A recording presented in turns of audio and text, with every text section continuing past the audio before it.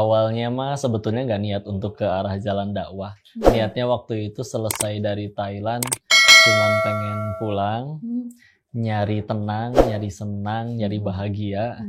Karena yang katanya semua orang sumber kebahagiaan udah kenyang nyobain di sana semua, tapi masih belum happy juga. Jadi akhirnya pulang ke Indo untuk nyari ketenangan yang waktu itu udah dipikirin bahwa kayaknya itu sumber ketenangan yang paling nggak bisa diganggu-gugat lagi, yaitu ketika kenal dengan Tuhannya. Jadi berusaha pulang ke Indo, belajar lagi lebih lanjut.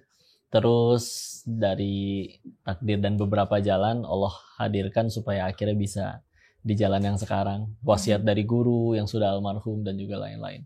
Jadi ya justru mohon doanya mudah-mudahan istiqomah di jalan ini insyaallah. Amin. Tapi emang dari kecil tuh udah punya cita-cita mau jadi pendakwah gitu? Enggak sama sekali. Pernah pengen jadi pemain bola, pernah pengen jadi pengusaha aja.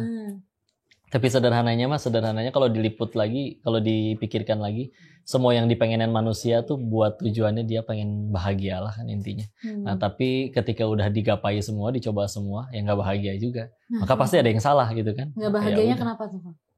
Ya ternyata memang begitulah dunia ternyata ya. Kalau kita makan kenyang banget, udah perut udah penuh, masih dikasih nasi goreng, masih dikasih nasi kotak lagi, kita garing nanti lama-lama kan. Jadi udah nggak mau. Kita makan all you can eat, awalnya seneng banget, tapi begitu akhirnya udah 1 jam berjalan, ya udah belenek lagi udah ngelihatnya. Padahal dulu itu amat diidam-idamkan gitu kan.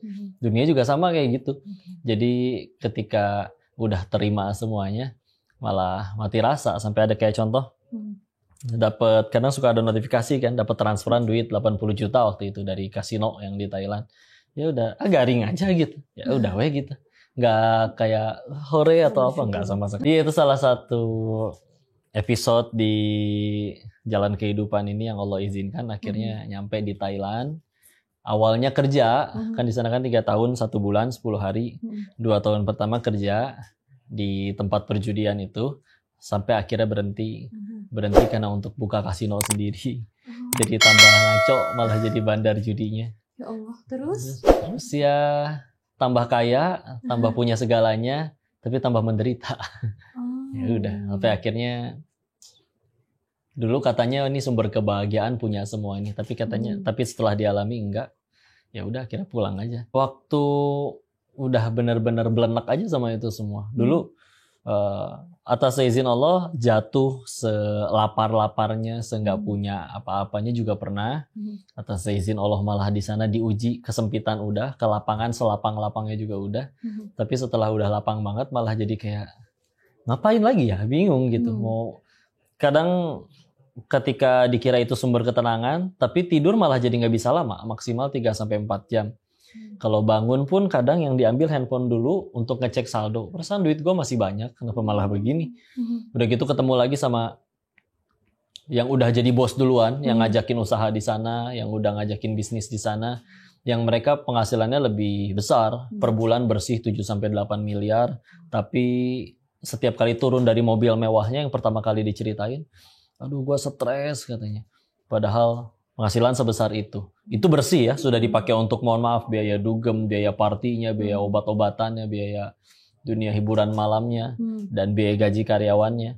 Tapi orang itu untuk bisa tidur aja dia harus pakai obat, harus pakai pil tidur. Kalau nggak bisa. Sedangkan kita mah ya buat tidur gampang banget, dilemparin bantal juga bisa ketiduran, pelor ya, nempel molor. Tapi ini pasti ada yang salah nih. Kenapa yang udah punya itu semua malah lebih menderita daripada orang kebanyakan.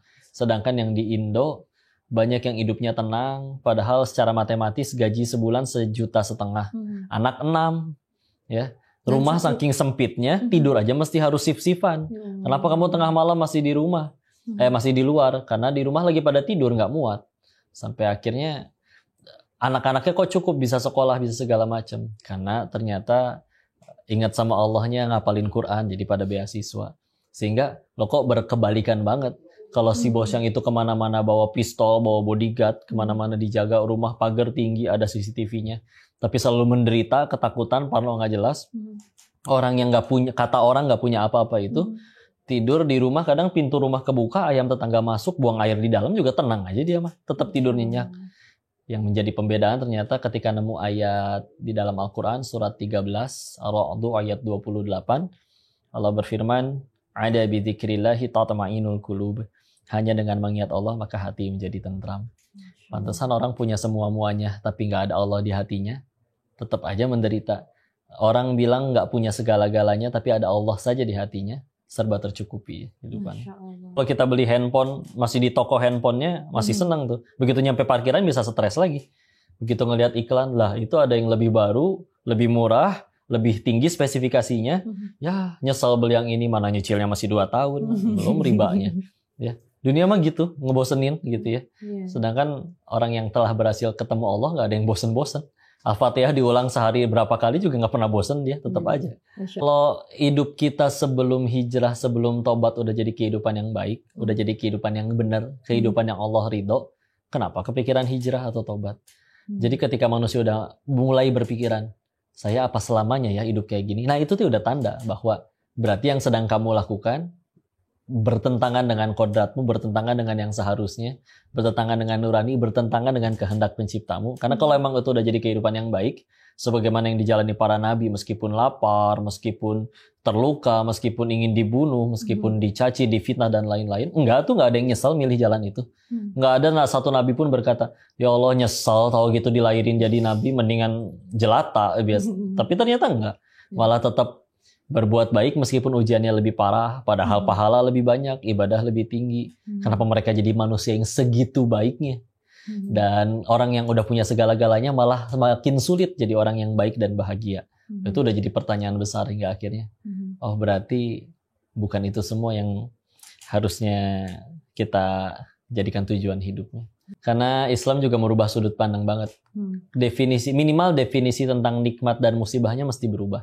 Kalau dulu nikmat adalah apapun keinginan kita terkabul, pengen rumah dapat rumah, pengen pasangan dapat pasangan, apapun itu. Sekarang definisi nikmatnya diganti, yaitu jadi apapun yang membuat kita tambah dekat kepada Allah. Meskipun bentuknya motor hilang, difitnah, dipecat, dicaci. Kalau itu membuat dahi ini tambah banyak bersujud, itu nikmat sejatinya. Dan musibah berarti kebalikannya. Apapun yang membuat kita tambah dekat kepada Allah. Meskipun bentuknya disukai hawa nafsu, naik gaji, jadi populer, naik jabatan. Tapi kalau membuat kita tambah jauh dengan Allah, maka pasti musibah. Kalau itunya yang udah dijadi sudut pandangin, apapun jadi serba menguntungkan. Ya kan? Karena kalau dilihatnya belum pakai sudut pandang itu, serba rugi ya. Ya bahagia mah bukan ketika menderita, bukan karena ketika tidak ada nikmat. Nikmatnya mah pasti ada. Bohong bilang nggak ada nikmat. Tapi ketika udah nggak ada Allah di hati, udah nggak pakai syukur, pasti menderita kayak gimana juga. Insya Allah. Dan sekarang ini yang lagi jadi jadi fenomena juga, banyak banget anak-anak muda yang mulai tertarik. Banyak yang mulai istiqomah datang ke taklim, belajar. Tapi masih juga STMJ kok. Ngerti nggak? Sholat terus, maksiat jalan gitu. Iya. Nah itu di rolling sama mereka. Nah ada yang bilang saya tuh pengen banget terlepas dari belenggu nafsu dunia, tapi nggak bisa karena circle saya masih di situ-situ juga. Gimana caranya biar saya bisa ninggalin hal-hal buruk itu? Satu sebetulnya nggak apa-apa ya, dalam artian kalau memang Allah udah benci banget sama tuh orang, mudah Allah matiin detik itu juga. Tapi kenapa ya kita manusia masih sebanyak ini gitu? Karena Allah emang nungguin kita tobat, masih kasih kita kesempatan. Jadi tinggal kita mau gunain atau enggak. Dan kalau pengen keluar dan kita nggak sanggup keluar dari teman-teman yang udah benar-benar dulu maksiat bareng, udah akrab banget, kerintis bareng sama-sama. Kadang Allah tolong dengan cara merekanya dibikin bete sama kita. Udah nggak asik si itu mah ngaji wae, si itu mah sekarang sholat melulu, udah nggak asik. Ya kata kita itu kepahitan karena dimusuhin teman-teman, padahal sejatinya lagi ditolong sama Allah untuk dijauhkan dulu sama yang ngajak ke neraka. Pun bukan berarti dimusuhi. Suatu saat kalau ketika kita udah siap, kita bisa jadi jalan dakwah bagi mereka. Kalau Allah mau, bisa mereka yang jadi ahli taat, kita yang dibiarin maksiat sendiri sama Allah. Jadi kita yang sekarang istilahnya katanya lagi ngaji, katanya udah yang paling hijrah, tetap aja. Sebetulnya bukan karena kitanya yang soleh-soleha, tapi kitanya yang ditolong Allah. Masya Allah. Ada hashtag yang paling ngaji ya sekarang ya? Itu kelihatan. Si paling ngaji. Oke, siapa sih sosok yang paling menginspirasi, yang ngasih motivasi banyak buat Pak Denny sendiri? Baik, insya Allah. Sebagai umat muslimah wajib menjawab Rasulullah sih seharusnya ya. Sallallahu alaihi wasallam. Tapi kalau ditanyanya yang ketemu gitu ya, karena kan kita tidak sejaman dengan Nabi. Ada salah satunya guru saya pribadi, beliau almarhum Kiai Haji Ustadz Ahmad Fatur Rahman bin M. Mukhtar. Semoga Allah merahmati beliau. Beliau tuh kiai. Kalau di Bogor insya Allah orang pada kenal, terutama yang udah pada sepuh. Dan ngisi qadarullah di dekat rumah. Waktu 2017 pulang dari Thailand itu ikut pengajian beliau dan beliau nyamperin minta untuk supaya yuk datang ke rumah nginep, mau belajar apa aja nanti diajarin. Ditanya tentang masa lalunya dan apa seperti apa ya, cerita apa adanya.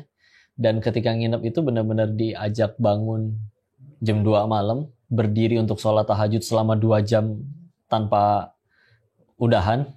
Jadi adaptasi lagi dan ya Allah ini teh kok ini kiai gitu sebegini maunya, ngapain sih ngurusin orang Cina yang baru tersesat ini gitu. Dan ada momen dimana seberes dari sholat malam itu, setelah habis 2 jam full berdiri untuk sholat malam nungguin azan subuh, beliau berdoa dan kerasalah kalau emang tulus pakai hati ya, nundukin kepala, meneteskan air mata, meminta, Bapak minta, Bapak doain, mudah-mudahan Koko nanti jadi mubalik ya. Mau ngajarin apa Pak? Dan saya nggak ngerti apa-apa. Ya nggak apa-apa, kan tugasnya juga mubalik menyampaikan. Dan kita kan nyampein bukan supaya disukain orang, tapi Allah suka. Orang jadi baik, Allah yang ngerubah. Orang nggak jadi baik, selagi niatnya lillahi ta'ala, jadi pahala. Apa ruginya? Ya, tetap di jalan itu ya. Didoain. Dan ada salah satu nyeletuk sebetulnya beliau ya, Bapak mah meninggalnya nanti umurnya sama kayak Nabi aja umur 63 beliau wafat sesuai Allah wafatkan. Allah sudah sayang sekali kepada beliau dan beliau sih yang Masya Allah ngedoain sampai sebegitunya. Kalau waktu itu nggak ke rumah, dicariin, diteleponin kenapa nggak ke rumah. Ketika ngerasa kepaksa, otomatis diri ini langsung mikir bahwa berarti ini mah hawa nafsu. Karena sejatinya apapun yang ngedeketin diri kita kepada Allah kan seharusnya pasti jadi kebaikan ya. Tapi kalau kita nggak suka, pasti hawa nafsu. Dan siapa manusia yang terbukti paling berhasil adalah orang-orang yang sanggup ngelawan hawa nafsunya. Maka ya udah dilawan.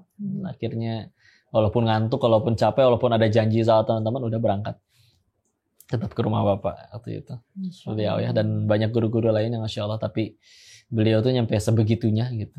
Ngaji di mana diminta ikut ya, dan ya, sampai disuruh nginep itu Masya Allah.